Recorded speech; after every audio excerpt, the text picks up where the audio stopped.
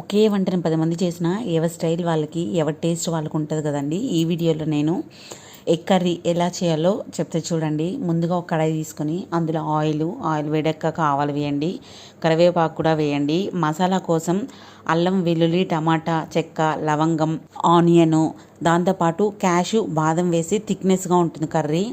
లేదంటే స్కిప్ చేయండి, కంపల్సరీ ఏం కాదు. ఈ పేస్ట్ బాగా వేడయ్యాక అందులోనే మీ కారంకి తగినట్లు మీరైతే కారం తీసుకోండి. అందులోనే గరం మసాలా, దాంతోపాటు చికెన్ మసాలా కూడా వేయండి. టేస్ట్ అయితే చాలా బాగుంటుంది.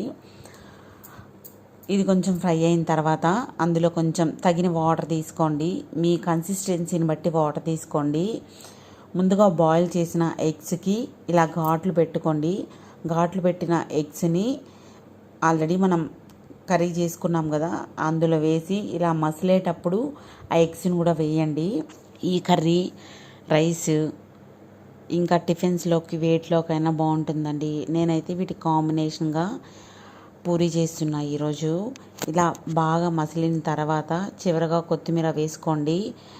మనకి ఇలా ఆయిల్ పైన తేలుతున్నప్పుడు తెలిసిపోతుంది కర్రీ ప్రిపేర్ అయిపోయిందని చెప్పి.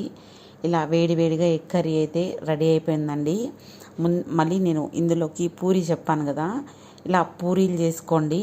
వేడి వేడి పూరీలోకి ఈ ఎగ్ కర్రీ అయితే మంచి కాంబినేషన్ అండి.